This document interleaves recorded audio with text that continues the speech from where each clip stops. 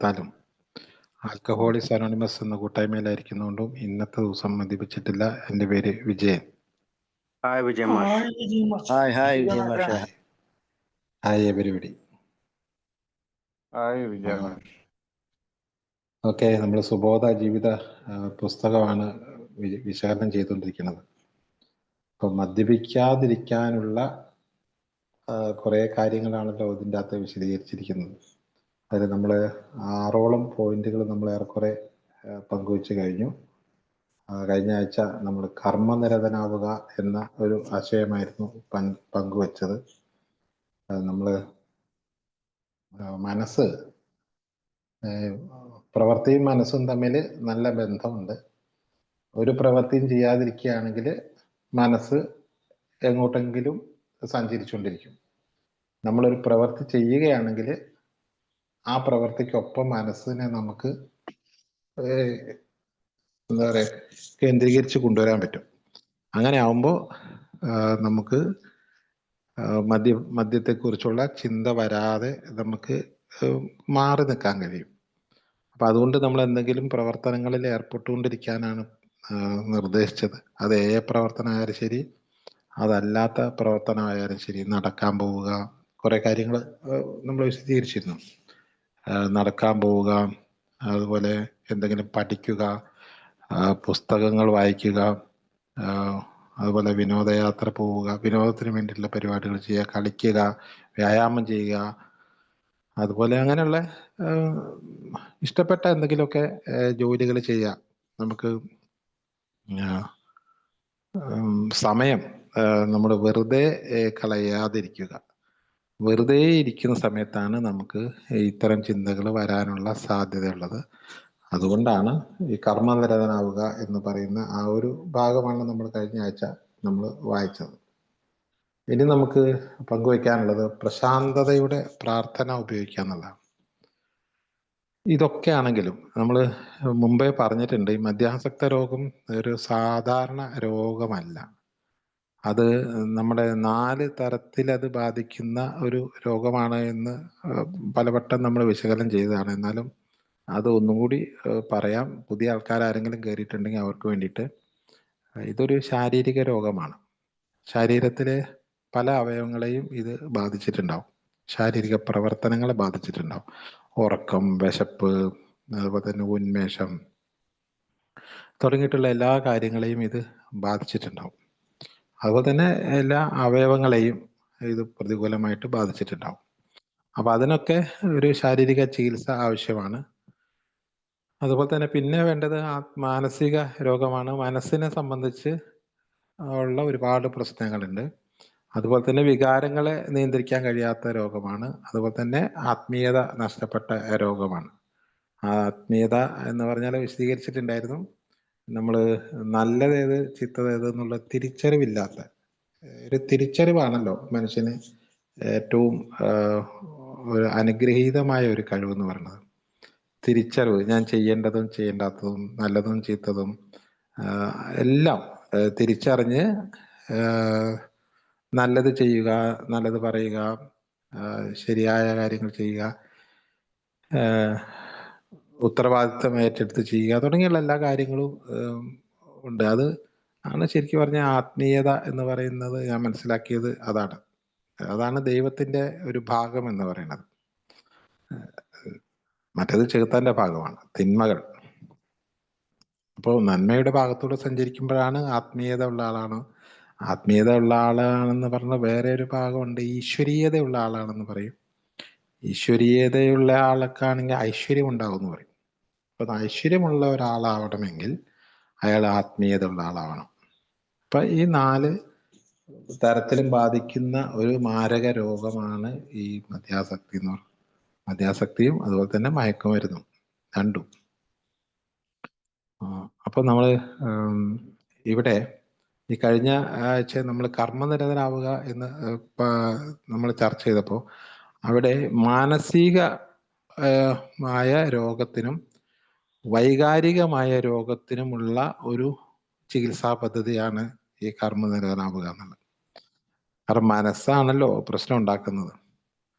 മനസ്സ് ഇങ്ങനെ ചിന്തിച്ചുകൊണ്ടേയിരിക്കും. മനസ്സിന്റെ ഏറ്റവും പ്രധാനപ്പെട്ട പണി എന്ന് പറഞ്ഞ ചിന്തയാണ്. അതിങ്ങനെ എന്തായാലും ചിന്തിച്ചുകൊണ്ടിരിക്കും. നമ്മൾ ഇരിക്കുകയാണെങ്കിലും നടക്കുകയാണെങ്കിലും കിടക്കുകയാണെങ്കിലും ഒക്കെ ചിന്തിച്ചുകൊണ്ടേയിരിക്കും. ആ ചിന്തിച്ചുകൊണ്ടേ ഇരിക്കുന്ന കാര്യം നമുക്ക് അനുകൂലമായിട്ടുള്ളതുണ്ടാവും, പ്രതികൂലമായിട്ടുള്ളതുണ്ടാവും. അപ്പൊ അനുകൂല ചിന്ത ഉണ്ടാക്കി എടുക്കണമെങ്കിൽ ഉള്ള കുറെ കാര്യങ്ങളാണ് കർമ്മനിരതനാവുക എന്ന് പറഞ്ഞത്. അത് മാനസിക രോഗത്തിനുള്ള ഒരു ചികിത്സയാണ്. അതേപോലെ മാനസിക രോഗത്തിനുള്ള മറ്റൊരു ചികിത്സാ പദ്ധതിയാണ് പ്രശാന്തതയുടെ പ്രാർത്ഥന ഉപയോഗിക്കുക എന്നുള്ളത്. ഇവിടെ നമ്മൾ ഉപയോഗിക്കുന്ന പ്രാർത്ഥന ലോകമെമ്പാടും മീറ്റിങ്ങുകളിൽ നടക്കുന്ന ആയിരക്കണക്കിന് മുറികളിൽ വിവിധ ഭാഷകളിൽ ഈ പ്രാർത്ഥന കാണാൻ കഴിയും. ദൈവമേ, മാറ്റുവാൻ പറ്റാത്തവയെ സ്വീകരിക്കാനുള്ള പ്രശാന്ത മനസ്ഥിതിയും മാറ്റുവാൻ പറ്റുന്നവയെ മാറ്റുവാനുള്ള ധൈര്യവും ഇവയെ തമ്മിൽ തിരിച്ചറിയുവാനുള്ള വിവേകവും ഞങ്ങൾക്ക് നൽകണമേ. ഈ പ്രാർത്ഥന നമ്മൾ സ്ഥിരമായിട്ട് ചൊല്ലുന്ന പ്രാർത്ഥനയാണ്. ചൊല്ലി നമുക്കത് ബൈഹാർട്ടായിട്ടുണ്ട്. അപ്പോൾ ബൈഹാർട്ടായി കഴിഞ്ഞ ശേഷം നമ്മൾ ആ പ്രാർത്ഥന ഇങ്ങനെ ചൊല്ലുക ചെയ്യാം. അങ്ങനെ നമ്മൾ പണ്ട് മുതലേ നമ്മൾ പഠിച്ചു വെച്ചിട്ടുള്ളൊരു കാര്യമുണ്ട്, ഈ പ്രാർത്ഥന ചൊല്ലുക. അപ്പൊ ഇതെന്തിനാ ചൊല്ലണത് എന്ന് ചെറുപ്പത്തിലൊന്നും അറിയില്ല. പ്രാർത്ഥന വന്നിരിക്കേ. ഇപ്പോൾ നമ്മുടെ മുതിർന്ന ആൾക്കാർ നമ്മളോട് പറയും, വന്നിരുന്ന് പ്രാർത്ഥന ചൊല്ല്. അങ്ങനെ നാമം ജപിക്കുന്ന നമ്മോട് പറയാം. അങ്ങനെ വന്നിരുന്ന് നാമം ജപിക്കും. അപ്പൊ ഈ നാമം ജപിക്കുമ്പോൾ എന്താ ചെയ്യേണ്ടത്? നാമം ജപിക്കുമ്പോൾ ദൈവത്തെ മനസ്സിൽ കാണാനൊക്കെ പറയും. അങ്ങനെ മനസ്സിൽ കാണും, എന്നിട്ട് നാമം ജപിക്കും. എന്നിട്ട് പ്രാർത്ഥന, അങ്ങനെ പ്രാർത്ഥന ചെയ്യും. പിന്നത്തെ പ്രാർത്ഥന എന്ന് പറയുന്നത് ഡിമാൻഡിങ് പ്രാർത്ഥനയാണ് ചെയ്യുക. കുറെ ആവശ്യങ്ങളാണ് ഉന്നയിക്കുക. എനിക്ക് അത് ശരിയാക്കി തരണം, ആ പ്രശ്നം സോൾവ് ആക്കി തരണം, ഇത് ശരിയാക്കി തരണം എന്ന് പറഞ്ഞിട്ട് ഡിമാൻഡ് ചെയ്തുകൊണ്ടുള്ള, ആപ്ലിക്കേഷൻ കൊടുത്തുകൊണ്ടുള്ള പ്രാർത്ഥനയാണ് രണ്ടാമത് ഒരു പ്രാർത്ഥന എന്ന് പറയുന്നത്. ആദ്യത്തെ പ്രാർത്ഥന എന്ന് പറയുന്നത് ദൈവത്തിനെ സ്തുതിച്ചുകൊണ്ടുള്ള സ്തുതിഗീതങ്ങൾ കുറെ ചൊല്ലുക എന്നുള്ളതാണ് പ്രാർത്ഥന. അതിങ്ങനെ ഉരുവിടുക, നാമം ജപിക്കുക എന്ന് പറയും, പ്രാർത്ഥന ചൊല്ലുക എന്ന് പറയും. അങ്ങനെ ഇപ്പോഴും ഈ പ്രാർത്ഥന ചൊല്ലിയത് കൊണ്ട് നമുക്ക് വലിയൊരു പ്രയോജനം പലർക്കും കിട്ടിയാൽ.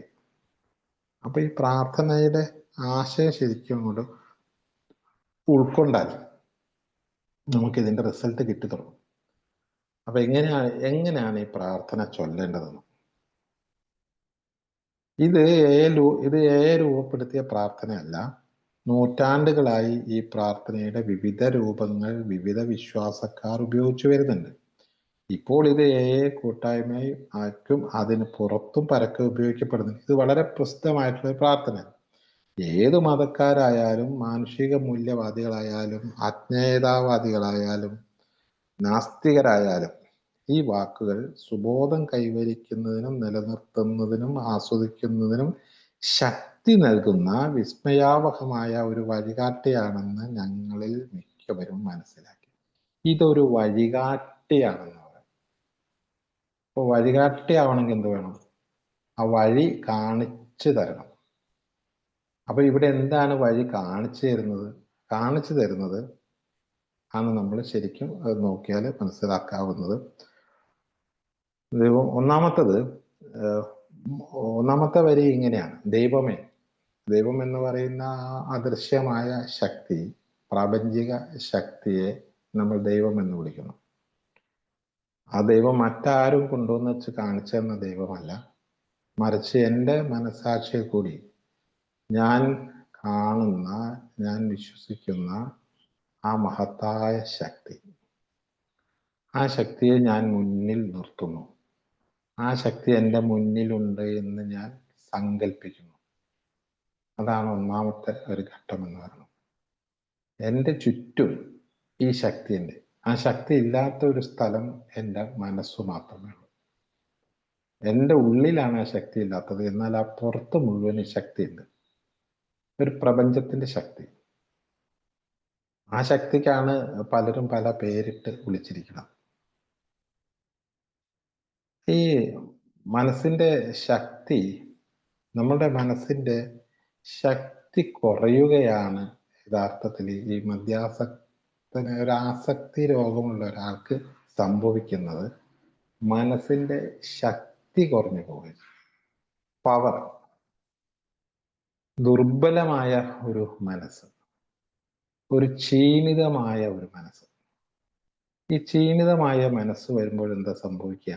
ദുർബലമായ മനസ്സ് വന്നു കഴിഞ്ഞാൽ അവിടെ ആ ചിന്തകൾ, നെഗറ്റീവ് ചിന്തകൾ കയറി വരും. വേണ്ടാത്ത കാര്യങ്ങളെക്കുറിച്ചുള്ള ചിന്തകൾ, നഷ്ടങ്ങളെക്കുറിച്ച്, വിഷമങ്ങളെക്കുറിച്ച്, പ്രയാസങ്ങളെക്കുറിച്ച്, കഷ്ടപ്പാടുകളെക്കുറിച്ച്, ഈ ജീവിതം ഇങ്ങനെയായിപ്പോയല്ലോ എന്നോർത്ത് സങ്കടത്തെക്കുറിച്ച് ഒക്കെയുള്ള ചിന്ത. ഞാൻ എന്തിനാ ഇങ്ങനെ ആയിപ്പോയത്, സ്വയം സഹതാപത്തെക്കുറിച്ച്, ഇങ്ങനെയുള്ള ചിന്തകളാണ് ശക്തി കുറഞ്ഞ മനസ്സിന്റെ ചിന്ത. ഇപ്പൊ ശക്തി കൂടിയ മനസ്സിന്റെ ചിന്ത എന്ന് പറഞ്ഞാൽ എനിക്കത് ചെയ്യാൻ കഴിയും, ഞാനത് ഏറ്റെടുക്കും, എനിക്ക് നാളെ അത് ചെയ്യണം, ഇത് ചെയ്യണം, അങ്ങനെ ആക്കണം, ഇങ്ങനെ ആക്കണം, അതാണ് ശരി എന്ന് പറഞ്ഞിട്ട് പോസിറ്റീവായിട്ടുള്ള ഒരു ചിന്ത വരുന്ന മനസ്സാണ് ശക്തിയുള്ള മനസ്സ്. ശക്തി കുറഞ്ഞ മനസ്സ് അത് ഒന്നും ശരിയാവില്ല എന്നുള്ളത്. ഈ ശക്തി കുറഞ്ഞ മനസ്സ് വന്നു കഴിയുമ്പോൾ അവിടെ വികാരങ്ങൾ, നെഗറ്റീവ് വികാരങ്ങൾ കൊണ്ട് കയറി വരും.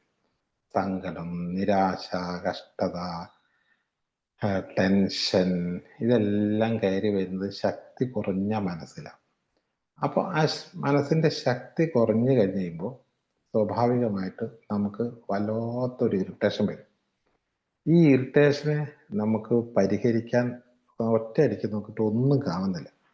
അപ്പോഴാണ് നമ്മൾ 2 പെഗ് അടിക്കാൻ വേണ്ടിയിട്ട് പോകുന്നത്. ശക്തി കുറഞ്ഞ മനസ്സാണ് മദ്യത്തിലേക്ക് നയിക്കുന്ന സംഗതി. എന്നാൽ ശക്തിയുള്ള മനസ്സാണെങ്കിൽ അത്ര പെട്ടെന്ന് മദ്യത്തിലേക്ക് പോകില്ല. ശക്തിയുള്ള മനസ്സാണെങ്കിൽ ഒരു വിശകലന ചിന്ത നടത്തും. അതങ്ങനെ പോകേണ്ട കാര്യമില്ല, ഇതങ്ങനെ ചെയ്യേണ്ട കാര്യമില്ല. ശരിയായ കാര്യങ്ങളെ വിശകലനം ചെയ്യാനോ വേണ്ടത് ശക്തിയുള്ള മനസ്സിനാണ്. ശക്തി കുറഞ്ഞ മനസ്സാകുമ്പോൾ ഈ വിശകലന ശേഷിയെ നഷ്ടപ്പെടുകയില്ല. ഒന്നും വിശകലനം ചെയ്യാൻ പറ്റുന്നില്ല. അതിൻ്റെ വരുംവരായികളെ കുറിച്ച് ആലോചിക്കുന്നതേ ഇല്ല. ഞാനത് ചെയ്യണോ എന്നുള്ള കുറിച്ച് ചിന്തിക്കുന്നില്ല. അങ്ങനത്തെ ചിന്തയൊന്നും വരുന്നില്ല.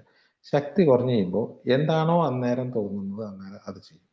ശക്തിയുള്ള മനസ്സാണെങ്കിൽ ഞാനിതിപ്പോൾ എന്തിനാ അന്നേരം ചെയ്യുന്നത്, എങ്ങനെ ചെയ്യേണ്ട കാര്യമില്ലല്ലോ, അവരെങ്ങനെയാണല്ലോ ഇങ്ങനെയാണല്ലോ എന്നുള്ളത് ചിന്തിക്കുന്നത് ശക്തിയുള്ള മനസ്സാണ്. അപ്പൊ ഈ ശക്തി കുറഞ്ഞ മനസ്സിനെ ശക്തിയുള്ള മനസ്സാക്കി മാറ്റുന്നത് എങ്ങനെയെന്നുള്ളതാണ്. എങ്ങനെയാണ് നമുക്ക് മാനസിക ആരോഗ്യം, മനസ്സിന്റെ ശക്തി വർദ്ധിപ്പിക്കാൻ കഴിയും? അതിനെവിടെ നിന്നാണ് നമുക്ക് മെഡിസിൻ? മനസ്സിന്റെ ശക്തി വർദ്ധിപ്പിക്കാനുള്ള മെഡിസിൻ എന്താണ്? അതിന് ഗുളികയില്ല. ഗുളിക കഴിച്ചിട്ട് കാര്യമില്ല, മനസ്സിന് ശക്തി കിട്ടില്ല. ആ മനസ്സിന്റെ ശക്തി വർദ്ധിപ്പിക്കാൻ ഓരോരുത്തരും തീരുമാനിക്കേണ്ടതാണ് എൻ്റെ മനസ്സിന്റെ ശക്തി. പക്ഷെ നമ്മളെ സംബന്ധിച്ച് നമ്മൾ ദുർബലരാണ്.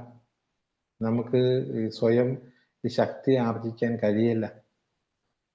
അങ്ങനെ ശക്തി ആർജിക്കാൻ കഴിയാത്ത ഒരു അവസ്ഥയിൽ, ശക്തിയില്ലാതെ ജീവിക്കാൻ പറ്റാത്ത ഒരവസ്ഥയിൽ എന്താ പറയാ, അങ്ങനെ ഇരിക്കുന്ന നമുക്ക് കിട്ടിയ ഒരു വലിയ ഒരു വെളിച്ചം എന്ന് വേണമെങ്കിൽ പറയാം ഈ ഈശ്വരൻ, ഈ പറയുന്ന ദൈവം. അത് ഒരു അപാരമായ ശക്തി സ്രോതസ്സാണ്. ഈ ശക്തിയെ നമുക്ക് നമ്മളുടെ മനസ്സിലേക്ക് ഡൗൺലോഡ് ചെയ്തെടുക്കാൻ പറ്റും. ആ ഒരു പ്രോസസ്സ് എങ്ങനെയാണ് അതെങ്ങനെ മനസ്സിലേക്ക് ശക്തി ആർജിച്ചെടുക്കുക എന്നുള്ളതിനെ കുറിച്ച് നമ്മൾ അത് മനസ്സിലാക്കാതെയാണ് ഞാൻ നേരത്തെ പറഞ്ഞ ഈ നാമം ജപിച്ചുകൊണ്ടിരുന്നത്, മന്ത്രം ഉരുവിട്ടുകൊണ്ടിരുന്നതും ഒക്കെ അങ്ങനെയാണ്. എന്നാൽ നമ്മൾ പണ്ട് പുസ്തകങ്ങളിലൊക്കെ വായിച്ചിട്ടുണ്ട്, ചില മഹർഷിമാര് ഈ കാട്ടിൽ പോയിട്ട് തപസ് ചെയ്ത് വരം സമ്പാദിച്ചു എന്ന് പറഞ്ഞു. വരം നേടിയിട്ട് വന്നതൊക്കെ നമ്മൾ കഥകളൊക്കെ വായിച്ചിട്ടുണ്ട്. യഥാർത്ഥത്തിൽ ഈ അവർക്ക് കിട്ടിയ വരം എന്താണെന്ന് ചോദിച്ചാൽ മനസ്സിന്റെ ശക്തി വർദ്ധിച്ചിട്ടാണ് അവർ വരുന്നത്, ശക്തി വർദ്ധിപ്പിക്കുന്നത്. അപ്പൊ എങ്ങനെ കുറച്ചു നേരം നമ്മൾ ഈ ഈശ്വരനുമായി സമ്പർക്കം പുലർത്തുകയാണ് എങ്കിൽ ഈശ്വരൻ, ദൈവം നമുക്ക് നമ്മുടെ മനസ്സിന് ശക്തി പകർന്നു തരും. അത് എങ്ങനെയാണ് അത് തരുന്നത് എന്ന് നമ്മൾ അറിയണം. എപ്പോഴാണ് അത് തരുന്നതെന്ന് അറിയണം. അത് തന്നിട്ടുള്ള നമുക്ക് എന്ത് മാറ്റമാണ് വരുന്നതെന്ന് നമുക്ക് അറിയണം. ഇതൊക്കെ അറിഞ്ഞാൽ മാത്രമേ നമുക്ക് ശക്തി കിട്ടുന്നുണ്ടോ എന്ന് നമുക്ക് അറിയാൻ കഴിയുള്ളൂ. അത് കിട്ടാൻ വേണ്ടി ചെയ്യുന്ന പ്രാർത്ഥനയാണ് ഈ പറയുന്ന എയുടെ പ്രാർത്ഥന. അത് ഒരു റിക്വസ്റ്റ് അല്ല, ഒരു ഈശ്വരനോടുള്ള ഒരു റിക്വസ്റ്റ്. അതായത് എനിക്കത് തരണം തരണം തരണം എന്ന് പറഞ്ഞ് നമ്മളിങ്ങനെ യാചിച്ച് നടക്കുന്ന ഒരു സംഭവമല്ല യഥാർത്ഥത്തിൽ ഈ പ്രാർത്ഥന എന്ന് പറയുന്നത്. പ്രാർത്ഥന എന്ന് പറയുന്നത് ഒരു ചാർജിങ് ആണ്. നമ്മുടെ മൈൻഡിനെ നമ്മൾ ചാർജ് ചെയ്യുന്ന ഒരു പ്രോസസ്സാണ് യഥാർത്ഥത്തിൽ പ്രാർത്ഥന എന്ന് പറയുന്നത്. അപ്പൊ അതിൻ്റെ ഒരു എന്താ പറയാ, ആ പ്രോസസ്സ് ശരിക്കും അങ്ങോട്ട് മനസ്സിലായാൽ ശക്തി കുറഞ്ഞ മനസ്സിനെ നമുക്ക് ശക്തിയുള്ള മനസ്സാക്കി മാറ്റാൻ പറ്റും. ആ ശക്തി ഇവിടെ ഉണ്ട്, ചുറ്റുവട്ടത്തും ഉണ്ട്. ആ ചുറ്റുവട്ടത്തുള്ള ശക്തിയെ നമ്മൾ ദൈവം എന്ന് വിളിക്കുന്നു. അപ്പൊ എങ്ങനെയാണ് ആ ദൈവം എൻ്റെ ഉള്ളിലേക്ക് പ്രവേശിക്കുക? ആ പ്രവേശിക്കാനുള്ള ഒരു പ്രവേശിക്കണമെങ്കിൽ അതൊരു കണക്ടർ വേണം. ഉള്ളിലേക്ക് ഒരു കണക്ഷൻ വേണമല്ലോ. ഈ കണക്ഷൻ കൊടുക്കലാണ് യഥാർത്ഥത്തിൽ പ്രാർത്ഥന എന്ന് പറഞ്ഞ സാധനം. അതൊരു റിക്വസ്റ്റ് അല്ല, കണക്ഷനാണ്, ഈശ്വരനുമായിട്ടുള്ള കണക്ഷൻ. അപ്പൊ അത് എന്തിനൊക്കെയാണ് നമ്മൾ ഈ കണക്ഷൻ എന്ന് ചോദിച്ചാൽ, നമ്മളുടെ 3 കാര്യങ്ങളാണ് പറഞ്ഞിട്ടുള്ളത് എങ്കിലും അതിനപ്പുറത്തേക്ക് നമുക്ക് ഡെവലപ്പ് ചെയ്ത് കൊണ്ടുപോകാം. അപ്പോൾ ഇവിടെ പറഞ്ഞിട്ടുള്ള 3 കാര്യങ്ങൾ നമ്മൾ സ്വീകരിക്കാനുള്ള പ്രശാന്ത മനസ്ഥിതിയാണ് നമുക്ക് വേണ്ടത്. ഈ മാറ്റുവാൻ പറ്റാത്ത കാര്യങ്ങൾ മാത്രമല്ല, നമ്മൾ പലപ്പോഴും നമ്മുടെ മനസ്സ് അസ്വസ്ഥമാക്കിക്കൊണ്ടിരിക്കുന്നത് നമ്മളുടെ കാര്യമല്ല, നമ്മളുടെ പുറമേയുള്ള കാര്യങ്ങളാണ് നമ്മളെ അസ്വസ്ഥമാക്കിക്കൊണ്ടിരിക്കുന്നത്. പുറമേയുള്ള കാര്യങ്ങൾ എന്ന് പറഞ്ഞാൽ നമുക്ക് വന്നു വിടുന്ന ഒരു അസുഖം, അല്ലെങ്കിൽ വീട്ടിലുള്ള ആർക്കെങ്കിലും വരുന്ന ഒരു അസുഖം, വീട്ടിലുള്ള ആർക്കെങ്കിലും വരുന്ന മറ്റെന്തെങ്കിലും പ്രോബ്ലംസ്, അതുപോലെ എന്താ പറയാ, അവരുടെ സംസാരം, അവരുടെ ഇടപെടൽ, ഇതൊന്നും എൻ്റെ അടുത്തേക്ക് വരുന്ന സമയത്ത് എനിക്കത് ഭയങ്കരമായി അസ്വസ്ഥത ഉണ്ടാക്കും. ഈ പറഞ്ഞ കാര്യങ്ങൾ ഒന്നും എൻ്റെ വരുതിയിൽ നിൽക്കുന്ന സാധനമല്ലല്ലോ. ഒരസുഖം എൻ്റെ വരുതിയിലല്ല, മറ്റുള്ള ആൾക്കാരും എൻ്റെ വരുതിയിലല്ല. അങ്ങനെ എൻ്റെ വരുതിയിലല്ലാത്ത കുറേ കാര്യങ്ങൾ നമുക്ക് എന്ത് ചെയ്യാനാവും? അത് നമുക്ക് സ്വീകരിക്കല്ലേ മാർഗമുള്ളൂ, അതിനെ അതേപടി ഉൾക്കൊള്ളുകയേ മാർഗമുള്ളൂ. അങ്ങനെ ഉൾക്കൊള്ളുന്ന കൂട്ടത്തിൽ പെടുന്ന ഒരു പ്രധാനപ്പെട്ട കാര്യമാണ് എനിക്ക് തന്നിട്ടുള്ള ഈ ശരീരവും. എൻ്റെ ഈ ശരീരം എനിക്ക് മാറ്റാൻ പറ്റാത്തതാണ്. എൻ്റെ ശരീരമാണ് എന്നെ പലപ്പോഴും ബുദ്ധിമുട്ടാക്കുന്നത്. എൻ്റെ ശാരീരികമായ ഒരു അസ്വസ്ഥതയാണ് ഈ മദ്യാസക്ത രോഗം എന്ന് പറയുന്നത്. അതായത് എനിക്ക് മദ്യം വേണം വേണം എന്നുള്ള ഒരു ചിന്തയുണ്ടാക്കുന്നതും ശരീരത്തിൻ്റെ ഒരു സവിശേഷതയാണ്. മദ്യപിക്കാനുള്ള തോന്നലുണ്ടാവുക, മദ്യം അലർജി ആയിട്ടുള്ളൊരു ശരീരം എനിക്ക് തന്നിട്ടുള്ളത്, മദ്യം പറ്റാത്തൊരു ശരീരം, മദ്യം ഉപയോഗിച്ചാൽ എതിർക്കുന്ന കുറേ ശരീരങ്ങളുണ്ട്. പക്ഷെ എൻ്റെ ശരീരം മദ്യം അകത്തായി കഴിഞ്ഞാൽ അത് വളരെ പെട്ടെന്ന് അതിനെ അട്രാക്ട് ചെയ്യുന്ന ഒരു ശരീരമാണ്. അത് ഞാൻ ഉണ്ടാക്കി വെച്ചൊന്നുമല്ല, അത് എനിക്ക് ദൈവം തന്നിട്ടുള്ളതാണ്. അപ്പൊ ശരിക്കും അതിനോട് പൊരുത്തപ്പെട്ട് ജീവിക്കാൻ, എനിക്ക് കിട്ടിയിട്ടുള്ള ഈ ഒരു അവസ്ഥകളോട് പൊരുത്തപ്പെട്ട് ജീവിക്കാനുള്ള ഒരു മനസ്സ് നമുക്കുണ്ടാവണം. അത് ശരിക്കും പറഞ്ഞ ആ പൊരുത്തപ്പെടൽ എന്താണെന്ന് മനസ്സിലാവാൻ വേണ്ടിയിട്ട് ഒരു ഉദാഹരണം പറഞ്ഞാൽ, ഇപ്പോൾ ഒരു അന്ധനായിട്ടുള്ള ഒരാൾ, അല്ലെങ്കിൽ ബധിരനായിട്ടുള്ള ഒരാൾ, ഏതെങ്കിലും തരത്തിലുള്ള വൈകല്യമുള്ള ഒരാൾ, അയാൾ അങ്ങനെ ജനിച്ചു. അയാൾ ജനിച്ചപ്പോൾ തന്നെ അയാൾക്ക് വൈകല്യമുണ്ട്. അയാൾ കുറച്ചു കാലം കഴിയുമ്പോഴേക്കും അയാൾ ആ വൈകല്യവുമായിട്ട് അങ്ങോട്ട് പൊരുത്തപ്പെടും. എന്നിട്ട് അയാൾക്കതുണ്ട് അങ്ങനെ ഒരു കുറവ് അയാൾക്കുണ്ട് എന്ന് അയാൾ പൂർണ്ണമായും ബോധ്യത്തോടു കൂടി ആണ് പിന്നീട് ജീവിക്കുന്നത് നമ്മൾ കണ്ടിട്ടുള്ളത്. ഒരു അന്ധന് ഒരിക്കലും അയാളുടെ അന്ധതയെ ഒരു മോശമായിട്ട് അയാൾ കാണുന്നില്ല. കാരണം അയാൾക്ക് കിട്ടിയിട്ടുള്ള അന്ധതയെ അയാൾ പൂർണ്ണമായും അംഗീകരിക്കുന്നു. അയാളുടെ ബധിരതയെ അയാൾ പൂർണ്ണമായും അംഗീകരിച്ചാൽ അയാൾക്ക് സുഖമായിട്ട് ജീവിച്ചു പോകുന്നു. കാല് വയ്യാത്ത ആൾക്കാരുണ്ടാവും, അവരതിനോട് പൂർണ്ണമായും പൊരുത്തപ്പെട്ടുകൊണ്ട് ജീവിക്കുന്നു. ഇതേപോലെ ഒരു ശാരീരികമായ ഒരു വൈകല്യമുള്ള ഒരു ശരീരം ആണ് നമുക്ക്. ഈ അംഗവൈകല്യമുള്ള അതേപോലെ ഒരു വൈകല്യത്തോടു കൂടി ജനിച്ച ശരീരമാണ് എനിക്കുള്ളത്. അപ്പൊ അതിനെ അംഗീകരിക്കുക, പൂർണ്ണമായും ഉൾക്കൊള്ളുക, അതിനോട് പൊരുത്തപ്പെടുക. അതല്ലാതെ എനിക്കത് കുഴപ്പമില്ല, എനിക്കത് പ്രശ്നമല്ല, എല്ലാവരെയും പോലെയാണ് ഞാൻ എന്ന് വിചാരിച്ചുകൊണ്ട് പോയി മദ്യപിച്ച കൂട്ടത്തിൽപ്പെട്ടതാണ് നമ്മൾ. അപ്പൊ ഇതിനോട് ഇങ്ങനെയുള്ള ശരീരത്തോടടക്കം അതിനെ പൊരുത്തപ്പെടണമെങ്കിൽ എനിക്ക് ഒരു ശാന്തമായ മനസ്സുണ്ടാവണം. ശാന്തതയുള്ള ഒരു മനസ്സ് ആണ് പ്രധാനപ്പെട്ടത്. ആ മനസ്സ് ഒരുപാട് കാര്യങ്ങളിൽ നമ്മളെ സഹായിക്കുന്നുണ്ട്. അതിൽ ഏറ്റവും പ്രധാനപ്പെട്ട ഒരു കാര്യം, നമ്മളൊരു മദ്യാസക്തനെ സംബന്ധിച്ചിടത്തോളം ഉള്ള ഒരു കാര്യം എന്ന് പറയുന്നത് മാറ്റുവാൻ പറ്റാത്തവയെ സ്വീകരിക്കാനുള്ള ഒരു ശാന്തമായ മനസ്സാണ്. അതായത് മാറ്റുവാൻ പറ്റാത്തതെന്ന് പറഞ്ഞാൽ നമുക്ക് ദൈവം തന്നിട്ടുള്ള കുറേ സംഗതികളുണ്ട്. അത് ചിലപ്പോൾ നമുക്ക് അനുകൂലമായിട്ടുള്ളതുണ്ട്, പ്രതികൂലമായിട്ടുള്ളതുണ്ട്. ഞാൻ നേരത്തെ പറഞ്ഞ കുറേ ഘടകങ്ങൾ, മറ്റുള്ളവരുടെ പെരുമാറ്റം, എൻ്റെ ശരീരം, അതേപോലെ തന്നെ നമുക്ക് വരുന്ന നഷ്ടങ്ങൾ, കഷ്ടങ്ങൾ തുടങ്ങിയുള്ള കാര്യങ്ങളൊക്കെ നമ്മൾ വിചാരിച്ചിട്ടുണ്ടാക്കുന്നതല്ല, നമ്മളുടെ ചിന്തയിൽ കൂടെ വന്നിട്ട് പറ്റുന്ന സാധനമൊന്നുമല്ല. അപ്പൊ അതിനെയൊക്കെ നമ്മൾ ഉൾക്കൊള്ളാനുള്ള ഒരു മനസ്സ് എന്ന് പറഞ്ഞാൽ അതിന് ശക്തി കുറയുന്നു. ആ ശക്തി കുറയാനും പാടില്ല, ശക്തി ഒരുപാട് കൂടുകയും ചെയ്യുന്ന ഒരവസ്ഥയല്ല. ശാന്തമായ ഒരു ന്യൂട്രൽ ഒരു മനസ്സ് ആക്കിയെടുക്കാൻ നമുക്ക് പറ്റിയാൽ നമുക്ക് നിരാശ വരുന്നില്ല.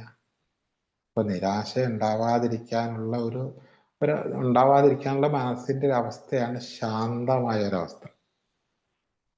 ആ ശാന്തതയാണ് നമുക്ക് വേണ്ടത്. അപ്പൊ അവിടെ അതിൽ രണ്ട് കാര്യമുണ്ട്, ആ സെന്റൻസിൽ രണ്ട് കാര്യമുണ്ട്. ഈ ശാന്തമായ മനസ്സ് എന്തിനൊക്കെയാണ് ഉപയോഗിക്കുന്നത്? നമ്മൾ ഇവിടെ ഉപയോഗിക്കുന്നത് മാറ്റുവാൻ പറ്റാത്ത കാര്യങ്ങളെ ഉൾക്കൊള്ളാൻ വേണ്ടിയിട്ടാണ് ശാന്തമായ മനസ്സ് പറയുന്നത്. ശരിക്കും അത് പോരാ. ശാന്തമായ മനസ്സ് നമുക്ക് മറ്റൊരുപാട് കാര്യങ്ങൾക്ക് ശാന്തമായ മനസ്സ് വേണം. എവിടെയെങ്കിലും ഏതെങ്കിലും കാര്യങ്ങൾ പ്രതികരിക്കുമ്പോഴോ, ഏതെങ്കിലും പ്രശ്നങ്ങൾ നേരിടുമ്പോഴോ, ആരെങ്കിലും നമ്മളെ ചീത്ത പറയുമ്പോഴോ തുടങ്ങിയ ഒരുപാട് സന്ദർഭങ്ങളിൽ നമുക്ക് ഈ ശാന്തത ഉണ്ടാവേണ്ടതുണ്ട്. അതായത് പെട്ടെന്ന് പ്രക്ഷുബ്ധമാവാത്ത ഒരു മനസ്സാണ് ശാന്തമായ ഒരു മനസ്സെന്ന്. അപ്പൊ ഈ ശാന്തത കിട്ടണമെങ്കിൽ നമുക്ക് വേണ്ടത് മനസ്സിന്റെ പവറാണ്, ശക്തിയാണ്. ഈ ശക്തി കുറയുമ്പോഴാണല്ലോ ശാന്തത പോകുന്നത്. അപ്പൊ അങ്ങനെയാണെങ്കിൽ നമുക്ക് ഈ പവർ കിട്ടാനുള്ള ഒരു സോഴ്സ് ഈ ദൈവം എന്ന് പറയുന്ന ഈ അപാരമായ ശക്തിയുടെ അടുത്തുണ്ട്. ആ ശക്തിയെ എൻ്റെ മനസ്സിലേക്ക് ഞാൻ ആവാഹിച്ച് കയറ്റും. അതായത് നേരത്തെ പറഞ്ഞ തപസ്സിരിക്കുക എന്ന് പറഞ്ഞ പോലെ ആവാഹിച്ച് നമ്മുടെ മനസ്സിലേക്ക് കയറ്റുന്നു. അതിന് ഒരുപാട് കാലം പോയി തപസ്സിരിക്കുക എന്നുള്ളതല്ല, കുറഞ്ഞ സമയമെങ്കിലും നമ്മൾ ഈ ഒരു തപസ് പോലെ ഒരു ധ്യാനത്തിൽ ഇരുന്നു കൊണ്ട്, ധ്യാനം എന്ന് പറയുന്നത് പഞ്ചേന്ദ്രിയങ്ങളെ അടച്ചുകൊണ്ടുള്ള ഒരു പ്രോസസ്സിനെയാണ് ധ്യാനം എന്ന് പറയുന്നത്. അഞ്ചിന്ദ്രിയങ്ങളാണല്ലോ പുറത്തേക്ക് നമ്മളെ ചിന്ത കൊണ്ടുപോകുന്നത്, കണ്ണ്, മൂക്ക്, ചെവി, നാക്ക്, ത്വക്ക്. അപ്പൊ പഞ്ചേന്ദ്രിയങ്ങളെ നമ്മൾ അടയ്ക്കുന്നു.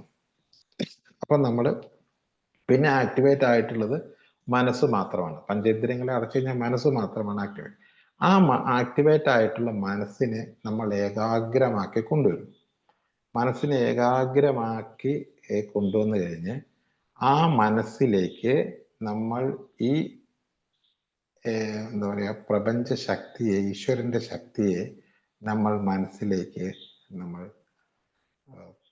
പമ്പ് ചെയ്യുന്നു, അല്ലെങ്കിൽ ഡൗൺലോഡ് ചെയ്യുന്നു, അല്ലെങ്കിൽ അത് ചാർജ് ചെയ്യുന്നു.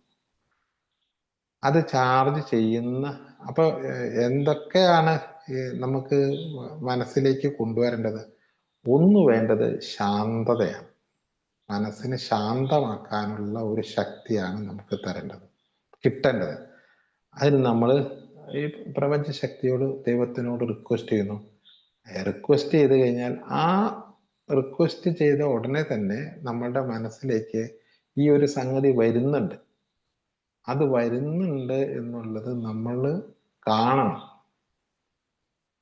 അതായത് കാണുക എന്ന് പറഞ്ഞാൽ അത് സങ്കല്പിക്കണം മനസ്സിലേക്ക്. അതായത് ഇതാ ഈശ്വരൻ, ഈ ആദ്യം അങ്ങനെ ഒരു പവർ ഉണ്ട് എന്ന് വിശ്വസിക്കുന്നു.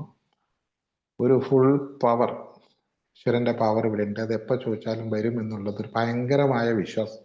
അതുകൊണ്ടാണ് ഈ ദൈവവിശ്വാസം ഉണ്ടാവണം എന്ന് പറഞ്ഞത്. വിശ്വാസം വളരെ പ്രധാനപ്പെട്ടതാണ്. ഇത് മുഴുവൻ വിശ്വാസമാണ്. ഈശ്വരൻ ഉണ്ട് എന്നുള്ള വിശ്വാസം, ആ ഈശ്വരൻ എൻ്റെ മനസ്സിലേക്ക് പ്രവഹിക്കുന്നുണ്ട് എന്ന വിശ്വാസം, എൻ്റെ മനസ്സിലേക്ക് അത് വന്നു ചേർന്നു എന്ന് വിശ്വസിക്കുന്നു. അങ്ങനെ ഞാൻ അതായി മാറി എന്നും ഞാൻ വിശ്വസിക്കുന്നു. അപ്പൊ എൻ്റെ മനസ്സിൽ ഇപ്പോൾ ശാന്തത കളിയാകുന്നുണ്ട്. ഞാൻ എൻ്റെ മനസ്സിപ്പോൾ ശാന്തമാണ്, ശാന്തമായി. അത് പാസ്റ്റ് ടെൻസ് ആയി മാറി. ഞാനിപ്പോൾ ശാന്തനായി മാറി. എനിക്കിപ്പോൾ എല്ലാം ശാന്തതയോടുകൂടി ഉൾക്കൊള്ളാനുള്ള ഒരു മനസ്സ് എനിക്ക് വന്നു. എല്ലാം മാറ്റാൻ പറ്റാത്ത, എന്നെ കൊണ്ട് മാറ്റാൻ പറ്റാത്ത ഒരുപാട് കാര്യങ്ങളുണ്ട് ഈ ലോകത്ത്. അത് ഞാനെല്ലാം ഓരോന്നായിട്ട് എണ്ണിയെടുക്കുന്നു. ആ എണ്ണിയെടുക്കുന്ന ഓരോ മാറ്റാൻ പറ്റാത്ത മറ്റുള്ള ആൾക്കാരുടെ പെരുമാറ്റം, സ്വഭാവം, അത് ഇത് തുടങ്ങിയിട്ടുള്ള കുറേ കാര്യങ്ങൾ, അതിനോടൊപ്പം തന്നെ എന്നിലുള്ള മദ്യാസക്തി, ഇതൊന്നും എനിക്ക് മാറ്റാൻ പറ്റാത്തതാണ്. അതിന് ഞാനത് പൂർണ്ണമായും ഉൾക്കൊള്ളുന്നു. അത് ഉൾക്കൊള്ളാനുള്ള ഒരു ശാന്തമായ മനസ്സ് എനിക്ക് ലഭിച്ചു കഴിഞ്ഞിരിക്കുന്നു. ആ ഈശ്വരൻ എനിക്കത് തന്നു കഴിഞ്ഞിരിക്കുന്നു. ഇനി ഇന്നു മുതൽ ഞാൻ ശാന്തനായിരിക്കും. ആ വക കാര്യങ്ങൾ മറ്റുള്ളവരെന്ത് പറഞ്ഞാലും, അവരെന്തൊക്കെ കാണിച്ചാലും, ഇവരെന്തൊക്കെ കാണിച്ചാലും, എൻ്റെ ശരീരം എങ്ങനെ മദ്യം വേണമെന്ന് ആവശ്യപ്പെട്ടാലും, ഇതൊക്കെ ശാന്തമായി അതിനെ നേരിടാനുള്ള ഒരു ശക്തി എനിക്ക് ഇപ്പോൾ കിട്ടിയിരിക്കുന്നു. ആ ശക്തി എനിക്ക് പ്രദാനം ചെയ്ത് തന്നത് ഈശ്വരനാണ്. കാരണം ഈശ്വരൻ്റെ അടുത്ത് ഇതുണ്ട്, ഈ ശക്തി ഉണ്ട്. ഈ ദൈവത്തിൻ്റെ ശക്തിയെ ഞാൻ എൻ്റെ ഉള്ളിലേക്ക് അതിനെ ആവാഹിച്ചെടുത്തിരിക്കുന്നു. ഈ ആവാഹനമാണ് യഥാർത്ഥത്തിൽ നമുക്ക് ഒരു ധ്യാനം എന്ന് പറയുന്ന ഒരു അവസ്ഥയിൽ നിന്ന് അത് മാത്രമേ നടക്കുള്ളൂ.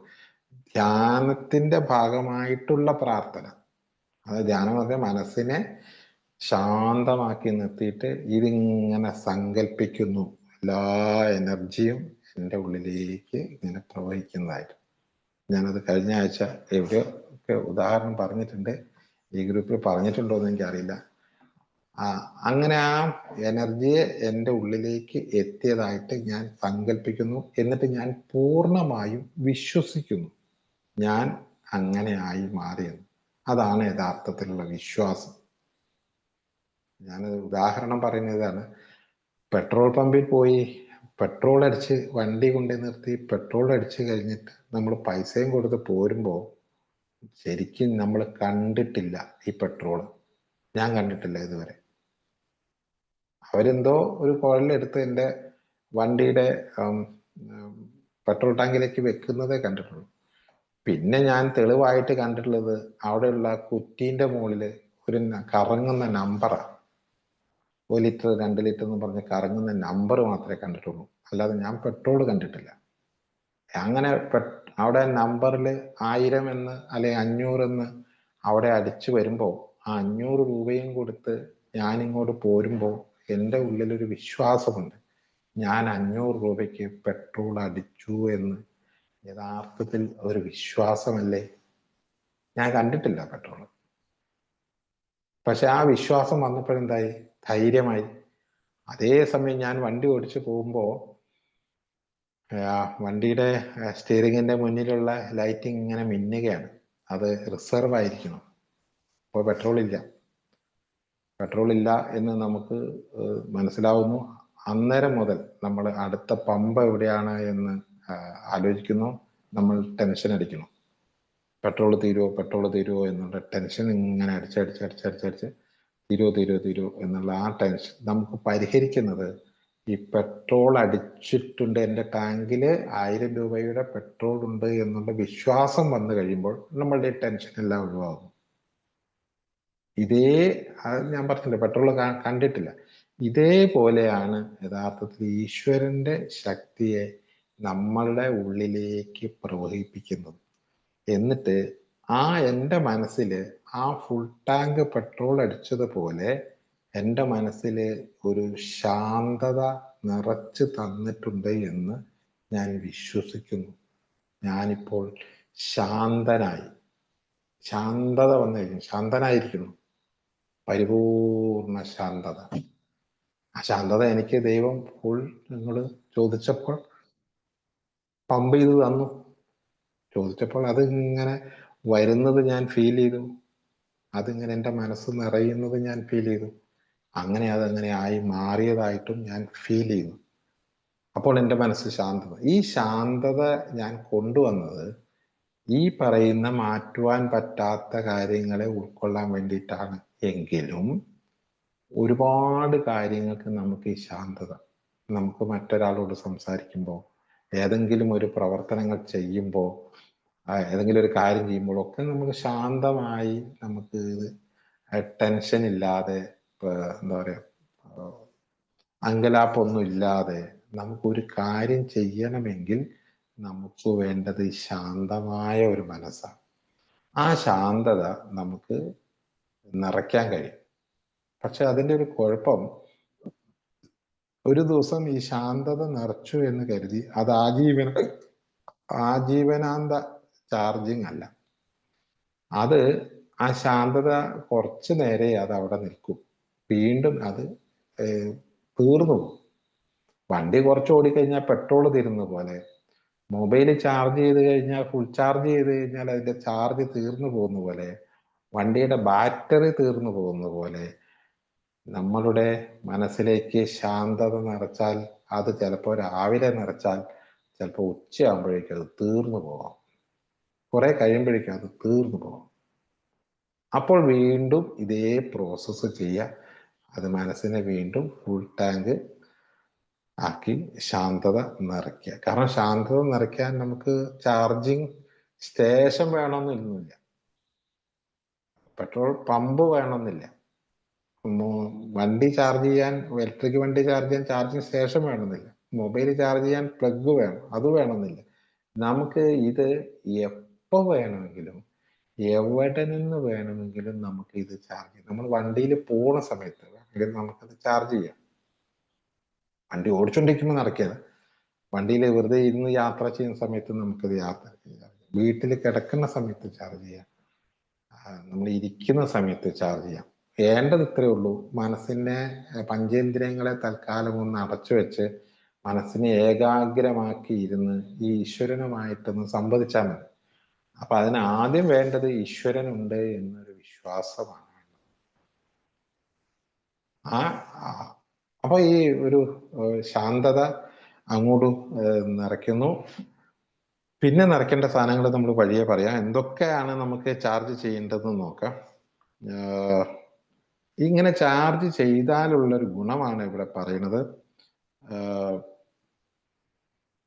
ഏത് മതക്കാരായാലും, മാനുഷിക മൂല്യവാദികളായാലും, ആത്മീയതാവാദികളോ നാസ്തികരോ ആയാലും, സുബോധം കൈവരിക്കുന്നതിനും നിലനിർത്തുന്നതിനും ആസ്വദിക്കുന്നതിനും ശക്തി നൽകുന്ന വിസ്മയാവഹമായ ഒരു വഴികാട്ടിയാണെന്ന് ഞങ്ങൾ മിക്കവാറും മനസ്സിലാക്കി.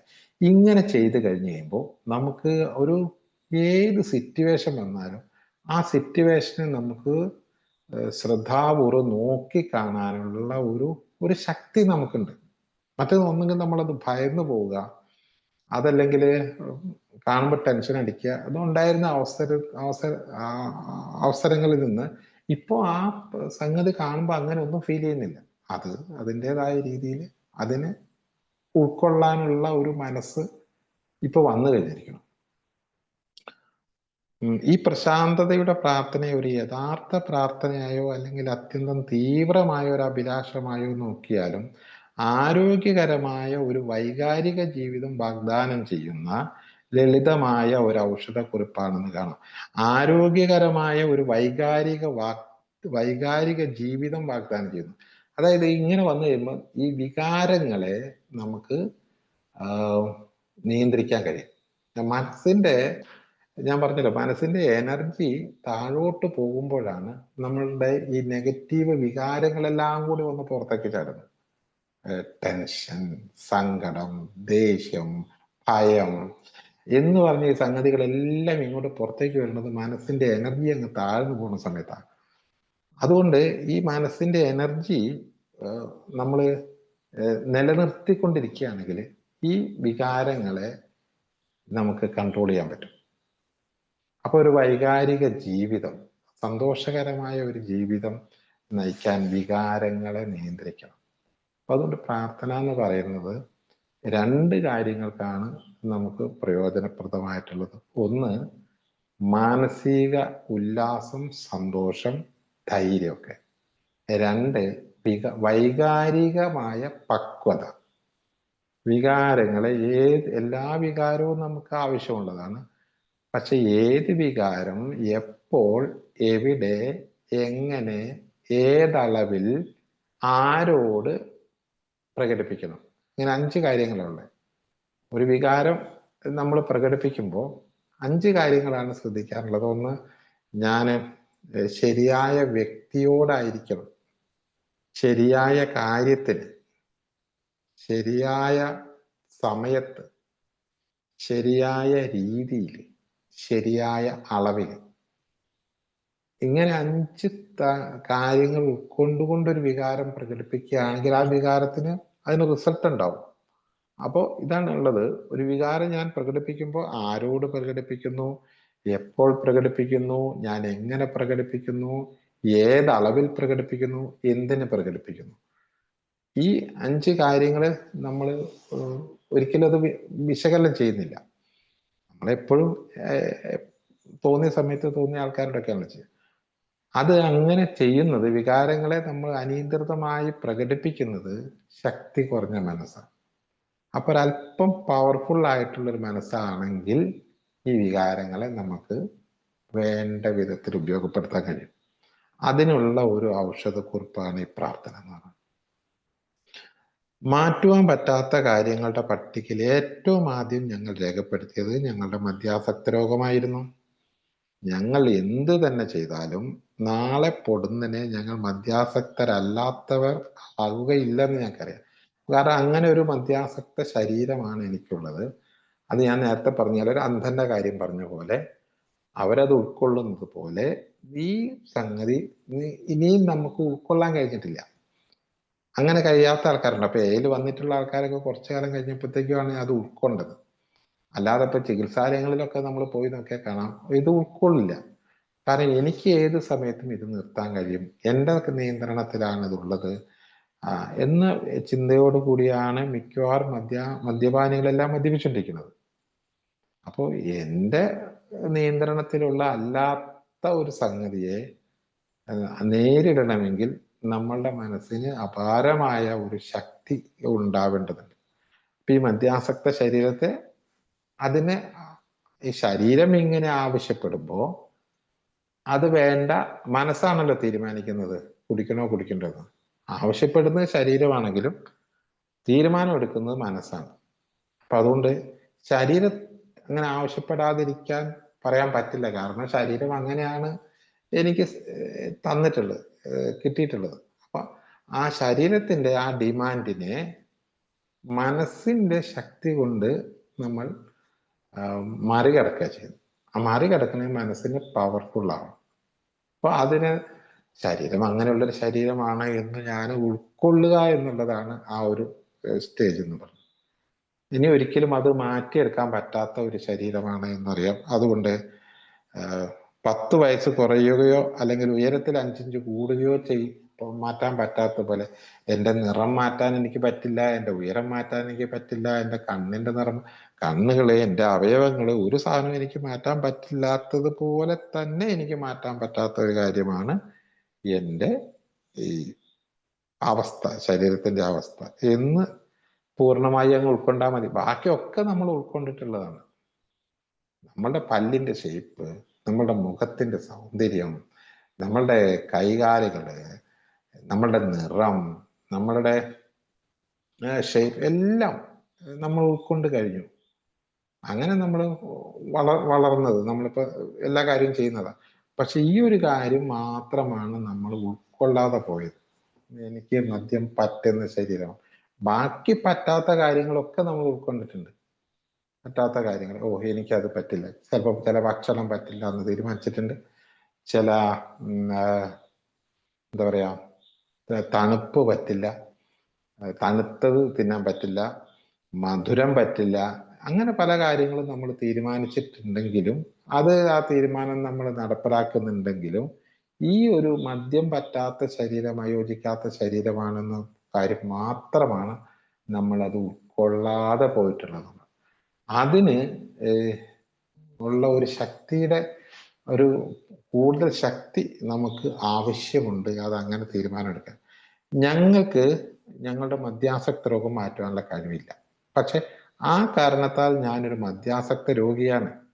ഇനി കുടിച്ചു മരിക്കുകയാണ് നല്ലത് എന്ന് പറഞ്ഞ് നമ്മൾ അതിനെ കീഴടങ്ങുന്നുമില്ല. ഞങ്ങൾക്ക് മാറ്റാൻ കഴിയുന്ന ഒന്നുണ്ടായിരുന്നു. ഞങ്ങൾക്ക് കുടിച്ച മദ്യാസക്തരാവേണ്ട കാര്യമില്ല, പകരം സുബോധമുള്ള മദ്യാസക്തരാവാം. അതെ, അതിന് ധൈര്യം ആവശ്യമായി വന്നു. ഒരു തിരിച്ചറിവിന്റെ മിന്നൽ പ്രകാശം ലഭിച്ചപ്പോൾ ഞങ്ങൾക്ക് സ്വയം മാറാൻ കഴിയുമെന്ന സാധ്യത ഞങ്ങൾക്ക് കണ്ടു. അപ്പൊ ഇവിടെ ആ തിരിച്ചറിവ് എന്ന് പറഞ്ഞാൽ ആക്ച്വലി എന്താണ് എൻ്റെ ശരീരം എന്താണ് എന്നുള്ളത് അറിയുന്നതിനാണ് തിരിച്ചറിവ്. മറ്റതല്ല, ഇതാണ് എന്ന് തിരിച്ചറിയാനുള്ള ഒരു ശക്തി. പക്ഷെ അതങ്ങനെ തിരിച്ചറിഞ്ഞാലും പിന്നെയും സംശയം വരികയാണ്, ഞാൻ മദ്യാസക്ത രോഗിയാണ്, ഒന്നല്ല, ഞാൻ എത്രയോ ദിവസം കുടിക്കാതിരുന്നിട്ടുണ്ട്, എത്രയോ നാളുകൾ കുടിക്കാതിരുന്നിട്ടുണ്ട്, എത്ര അവസരങ്ങൾ കുടിക്കാതിരുന്നിട്ടുണ്ട്. അപ്പോ ഞാൻ മദ്യാസക്ത രോഗിയാണെങ്കിൽ ഞാൻ രാവിലെ എഴുന്നേറ്റ് കുടിക്കുന്നില്ലല്ലോ, അപ്പൊ ഞാൻ മദ്യാസക്ത രോഗി അല്ലല്ലോ എന്നൊക്കെ ഓരോരോ ന്യായങ്ങൾ നമ്മളിൽ നിന്ന് ഇങ്ങനെ വന്നുകൊണ്ടിരിക്കും. അത് ഞാൻ മദ്യാസക്ത രോഗിയാണ് എന്ന് അംഗീകരിക്കാനുള്ള പ്രയാസമുള്ളത് കൊണ്ട് മറ്റേ ഭാഗത്തുള്ള ചിന്തയാണ് ഈ നമ്മളെ നയിച്ചുകൊണ്ടിരിക്കുന്നത്. കാരണം അതിനാണ് ശക്തിയുള്ളത്. ഇപ്പൊ നമ്മളെടുത്ത തീരുമാനത്തിന് ശക്തി ഉണ്ടാവണമെങ്കിൽ നമ്മൾ ഈ ഒരു പ്രാർത്ഥന, പ്രശാന്തയുടെ പ്രാർത്ഥന ഉപയോഗിക്കുക. പ്രാർത്ഥനയിൽ, പ്രശാന്തയുടെ പ്രാർത്ഥനയിൽ നിന്ന് ഞങ്ങൾക്ക് ഒന്നാമതായി ലഭിച്ച ഏറ്റവും പ്രത്യക്ഷമായ പ്രയോജനം അതായിരുന്നു. മദ്യപാനം നിർത്തി കാലങ്ങൾ കഴിയുന്തോറും ആ ചെറിയ പ്രാർത്ഥന ഞങ്ങളുടെ ജീവിതത്തിൽ കൂടുതൽ മനോഹരവും അർത്ഥസമ്പൂർണവുമായി തീർന്നു. ഈ പ്രാർത്ഥന ചൊല്ലിക്കഴിയുമ്പോൾ ജീവിതത്തില് നമ്മുടെ ബോഡിയിലെ ആ പ്രവർത്തനങ്ങൾക്ക് തന്നെ മാറ്റം വരുന്നു എന്നുള്ളതാണ്. ഈ പ്രാർത്ഥന ചൊല്ലിക്കഴിഞ്ഞ് കഴിയുമ്പോൾ നമ്മുടെ ശരീരത്തിലേക്ക് എനർജി ഇങ്ങോട്ട് വഹിച്ചു കഴിഞ്ഞ് കഴിയുമ്പോൾ നമ്മളുടെ ഉന്മേഷം വർദ്ധിക്കുകയാണ്. ഉന്മേഷം വർദ്ധിക്കുമ്പോൾ നമ്മൾ ചെയ്യുന്ന കാര്യങ്ങൾ കുറച്ചും കൂടെ പെർഫെക്റ്റ് ആവുന്നു, നന്നായി കാര്യങ്ങൾ ചെയ്യാൻ പറ്റുന്നു, നന്നായി വർത്തമാനം പറയാൻ പറ്റുന്നു, എല്ലാ കാര്യത്തിലും ഒരു പോസിറ്റീവ് ആറ്റിറ്റ്യൂഡ് നമുക്കുണ്ടാവുന്നു. അപ്പൊ ഈ പ്രാർത്ഥന മദ്യപാനം നിർത്താൻ വേണ്ടി മാത്രമല്ല, യഥാർത്ഥത്തിൽ നമ്മുടെ ഒരു പേഴ്സണാലിറ്റിയിലെ ഏറ്റവും വേണ്ട ഒരു ഘടകമാണ് ഈ ഒരു സംഗതി പറഞ്ഞത്. കാരണം നമ്മുടെ മനസ്സിന്റെ ഒരു സ്വാഭാവിക രീതി എന്ന് പറഞ്ഞാൽ 95% ചിന്തകളും നെഗറ്റീവാണ്. അതേപോലെ നമ്മുടെ ഇമോഷൻസ് എടുത്താലും ഏകദേശം ഒരു 75 ഇമോഷൻസും നെഗറ്റീവാണ്. അതുകൊണ്ട് തന്നെ അതായത് ഏറ്റവും കൂടുതലുള്ള ഏതാണോ അതാണല്ലോ വരിക. അപ്പൊ അത്രയും ചിന്തയും നെഗറ്റീവാണ് വരുന്നത്. അതുകൊണ്ട് ഇമോഷൻസും നെഗറ്റീവാണ് കൂടുതലുള്ളത്. അതുകൊണ്ട് സ്വാഭാവികമായിട്ടും നെഗറ്റീവ് ചിന്തകൾ കൊണ്ട് നമ്മൾ എപ്പോഴും അസ്വസ്ഥരായിരിക്കും. പോസിറ്റീവ് ചിന്ത നമ്മുടെ കയ്യിലുണ്ട്, പക്ഷെ അത് വരുന്നില്ല, അതിന് ശക്തിയില്ല. മറ്റതാണെങ്കിൽ ഭയങ്കര ശക്തിയാണ്. അപ്പൊ ഈ പോസിറ്റീവ് ചിന്തകൾക്ക് ശക്തി ലഭിക്കണമെങ്കിൽ ആ ശക്തിയെ നമ്മൾ ഡൗൺലോഡ് ചെയ്തെടുക്കുക എന്നുള്ളത്. അത് അപ്പോഴാണ് നമുക്ക് ജീവിതത്തിൽ കൂടുതൽ കൂടുതൽ മനോഹരവും അർത്ഥസമ്പൂർണമായി തീർന്നു. മുൻകാലങ്ങളിൽ പ്രശ്നങ്ങളെ അഭിമുഖീകരിക്കാതെ ആ മദ്യക്കുപ്പിയിലേക്ക് ഒളിച്ചോടിയിരുന്ന ദൈനംദിന ജീവിത സാഹചര്യങ്ങളിൽ അത് ഞങ്ങൾക്ക് പ്രയോഗിക്കാൻ കഴിയും. അതായത് ഒരു സന്ദർഭം വരികയാണ്, കുടിക്കാനുള്ള ഒരു സന്ദർഭം വരികയാണ്. ഈ സന്ദർഭം വരുമ്പോഴാണ് നമ്മുടെ മനസ്സിന്റെ ശക്തിയുടെ ഒരു ആവശ്യം വരുന്നത്. അപ്പൊ കുടിക്കണോ കുടിക്കണ്ടേ? മറ്റൊരാണ് ഇങ്ങനെ നിർബന്ധിക്കുന്നത്. അവർ പറഞ്ഞു നല്ല സാധനമാണ്, പൂർണ്ണ സാധനം, ക്വാളിറ്റി ഉള്ള സാധനമാണ്. എനിക്കാണെങ്കിൽ നല്ല വിശപ്പും സാധനങ്ങളൊക്കെ നിൽക്കുക. അപ്പൊ അങ്ങനെ ഈ ഒരു കുടിക്കണോ എന്ന ഒരു ചിന്ത ചിലപ്പോൾ അത് വരാറില്ല. കുടിക്കണോ എന്നുള്ള ചിന്ത പോലും വരാറില്ല. കുടിക്കാം എന്ന തീരുമാനമാണ് ആദ്യം വരിക. ഇനി കുടിക്കണോ എന്നുള്ളൊരു വിശകലനം വരികയാണെങ്കിൽ തന്നെ അതില് ശക്തി കൂടിയ ചിന്ത ഇപ്പോൾ കുടിക്കാം, നാളെ മുതൽ നിർത്താം എന്നുള്ള, അനി മുതൽ കുടിക്കുന്നില്ല, ഇപ്പോൾ കുടിക്കാം എന്നുള്ളതാണ്. എപ്പോഴും ഞാൻ ഓർക്കുന്നുണ്ട്, കുടി നിർത്തിയതിനു ശേഷം വരുന്നതിന് മുമ്പ് പലവട്ടം കുടി നിർത്തിയിട്ട് പിന്നെ കുടിച്ചതൊക്കെ ഇങ്ങനെ തന്നെയാണ്. ഈ ഒരു സന്ദർഭം വരുമ്പോൾ കുടിക്കണോ എന്നുള്ളൊരു ആലോചന വരും. പിന്നെ അപ്പൊ ഈ ആലോചന വന്നു കഴിഞ്ഞാൽ ശക്തി കുടിക്കണ്ട എന്നുള്ളതിനല്ല, കുടിക്കാന്നുള്ളതിനായിരിക്കും. അപ്പോഴാണ് പോയിട്ട് അപ്പൊ പിന്നെ കുറെ ന്യായീകരണങ്ങളൊക്കെ ആയിട്ടാ പോയി കുടിക്കുക. അതായത് ഇത്തവണയും കൂടെ പോട്ടെ അങ്ങനെയൊക്കെ പറഞ്ഞു പോയി കുടിക്കും. അപ്പൊ ഇവിടെ ഇപ്പൊ നമുക്ക് കിട്ടിയിട്ടുള്ളത് ശക്തി കുടിക്കാൻ പാടില്ല എന്ന അതിനാണ് ശക്തി നമ്മൾ കൂട്ടിയെടുത്തു. കാരണം എൻ്റെ ശരീരം മദ്യാസക്ത ശരീരമാണ്, അതുകൊണ്ട് എനിക്ക് ഇത് പറ്റില്ല എന്ന് ഞാൻ പൂർണ്ണമായും അംഗീകരിക്കുകയും ആ തീരുമാനത്തിന് ശക്തി കിട്ടുകയും ചെയ്തത് കൊണ്ട് മദ്യക്കുപ്പിയിലേക്ക് ഒളിച്ചോടിയിരുന്ന ദൈനംദിന ജീവിത സാഹചര്യങ്ങളിൽ എനിക്കിപ്പോൾ മദ്യക്കുപ്പിയിലേക്ക് പോവാതിരിക്കാൻ സാധിക്കുന്നുണ്ട്. ഉദാഹരണത്തിന് ഇനി വേറെ കുറെ സന്ദർഭങ്ങൾ പറയുന്നുണ്ട്. ഞാൻ ഈ ജോലി വെറുക്കുന്നു, ഇത് ഞാൻ തുടരണമോ ഉപേക്ഷിക്കണമോ? ഇവിടെ ഒരല്പം വിവേകത്തോടെ ചിന്തിക്കുക. അവിടെ ചിന്ത വരണമെങ്കിൽ ശക്തി വേണം, ഇല്ലെങ്കിൽ ചിന്തിക്കൂല.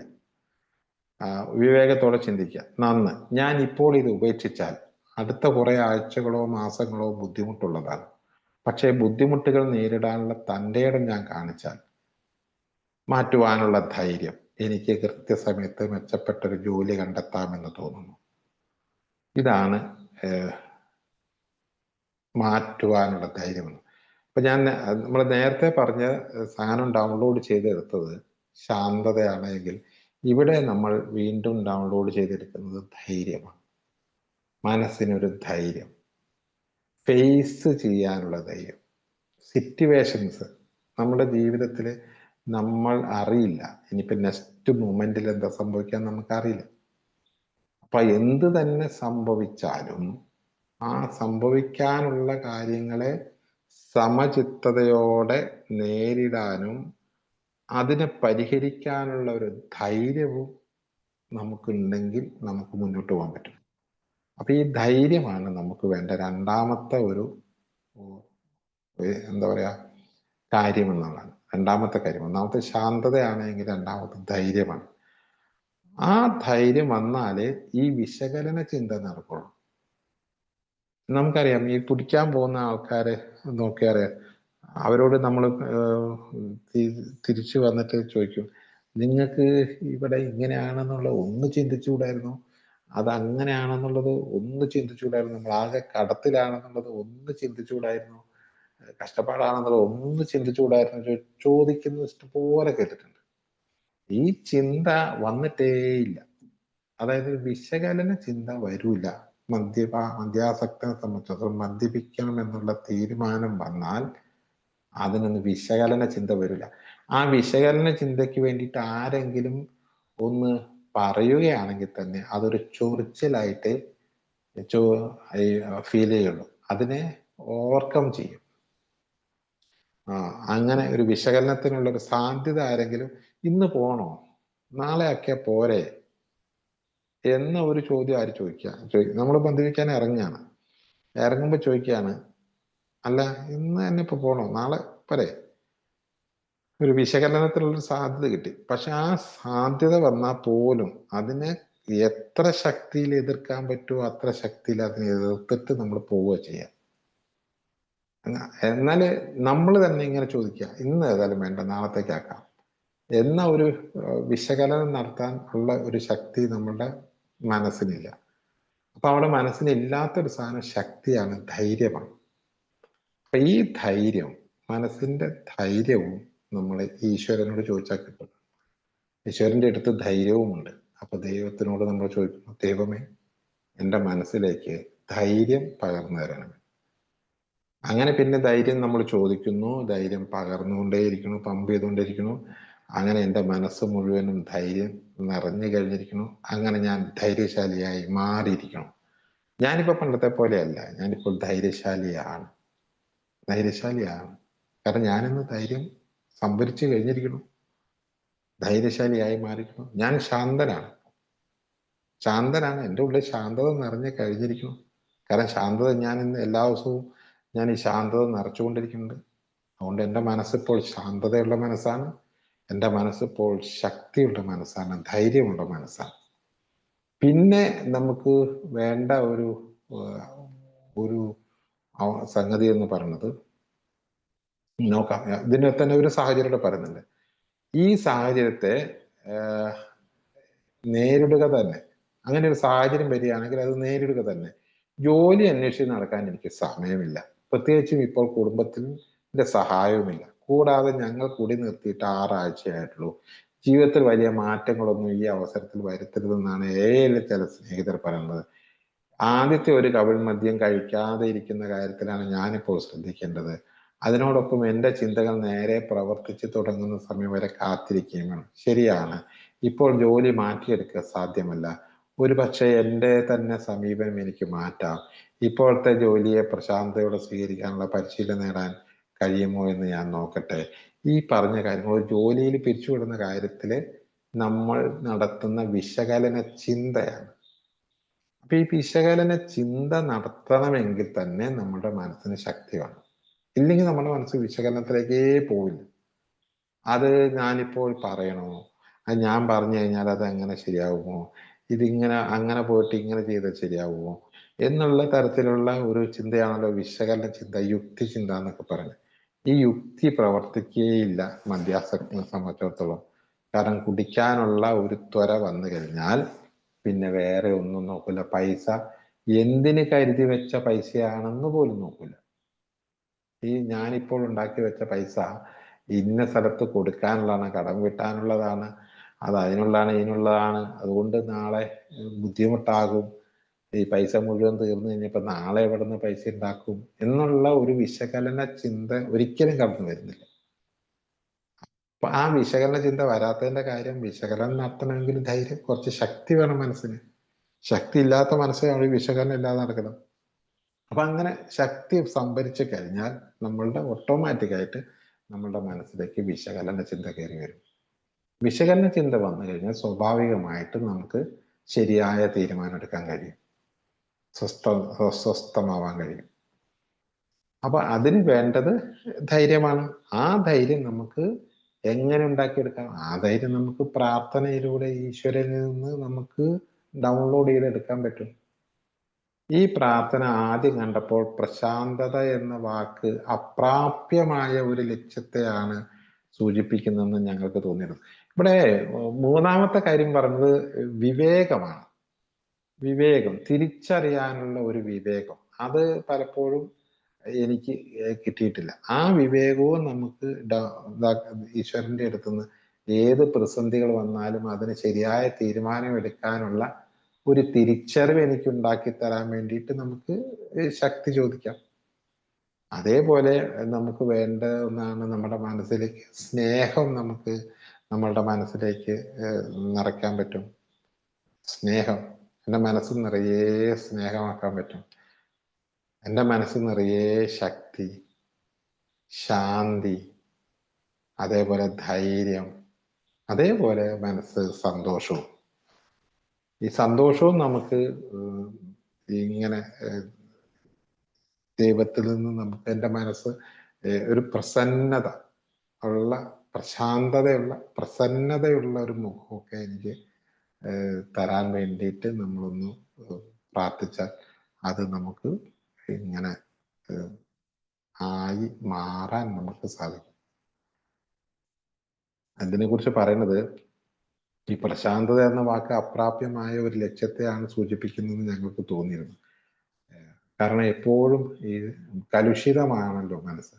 അങ്ങനെ ഒരു ശാന്തത ഉണ്ടാവില്ല എന്നായിരുന്നു വിചാരിച്ചത്. സത്യത്തിൽ പ്രശാന്തതയുടെ അർത്ഥം ഉദാസീനതയെന്നോ കൈപ്പേറിയ വിരക്തിയെന്നോ നിർവികാരമായ സഹനമെന്നോ ആയിരുന്നെങ്കിൽ ഞങ്ങൾക്കത് ലക്ഷ്യമാക്കാൻ വലിയ ആഗ്രഹമില്ലായിരുന്നു.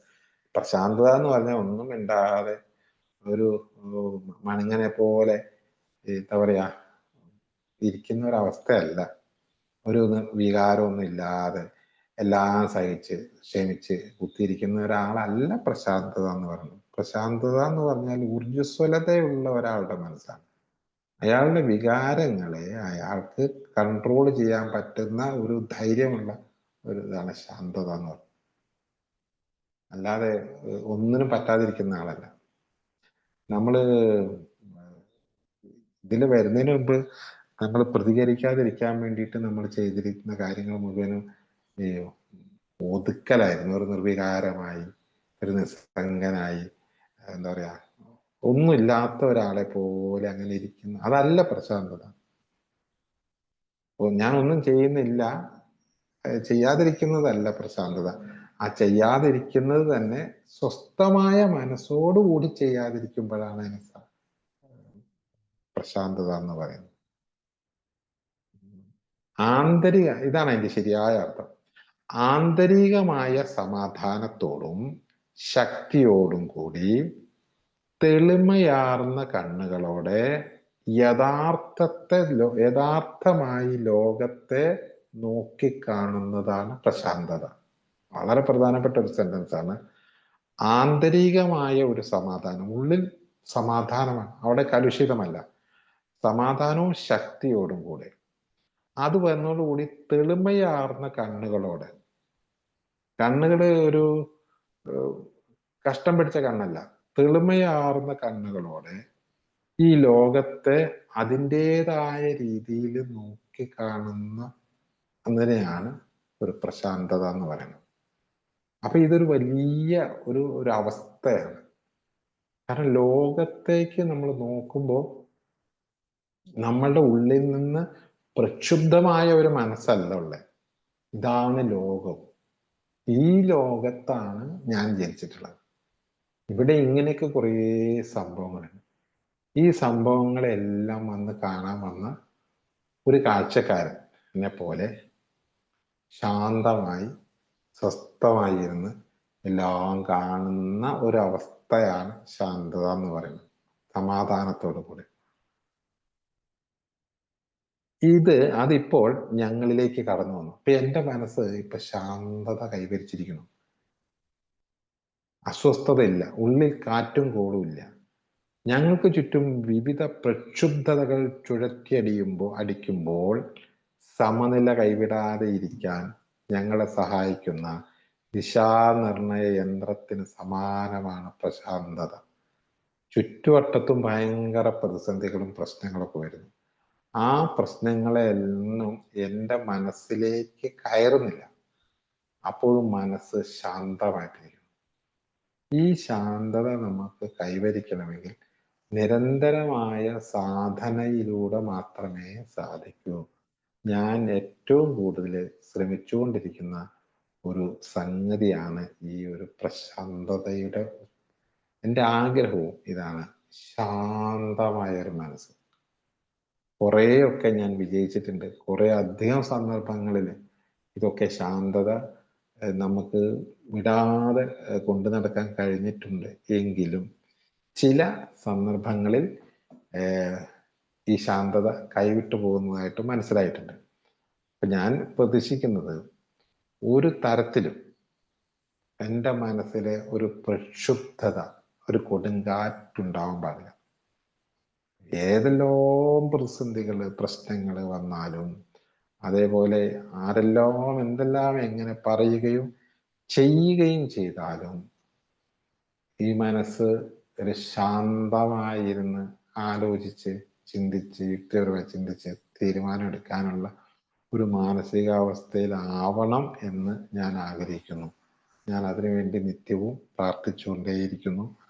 കുറേ അധികം ഞാൻ വളർന്നു കഴിഞ്ഞു, പക്ഷെ ഇനിയും ഒരുപാട് വളരാനുണ്ട്. ആ മാനസികാവസ്ഥ ലക്ഷ്യം വെച്ചുകൊണ്ടുള്ള പരിശ്രമം വളരെ വിലപ്പെട്ടതാണ്.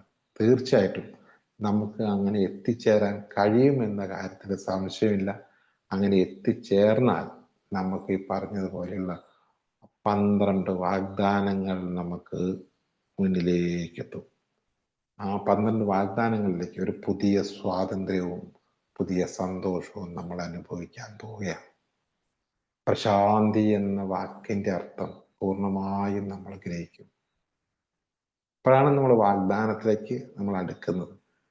ഇപ്പോൾ പറയുന്ന വാഗ്ദാനം നമുക്ക് കിട്ടണമെന്നുണ്ടെങ്കിൽ ബേസിക് ആയിട്ട് നമ്മൾ ഈ പ്രാർത്ഥനയെ മുറുകെ പിടിച്ചുകൊണ്ട്, ഇത് വെറുതെ ഉരുവിട്ട് ചൊല്ലലല്ല, ഇത് നമ്മൾ പ്രവൃത്തിയിലേക്ക് കൊണ്ടുവരികയാണ് വേണ്ടത്.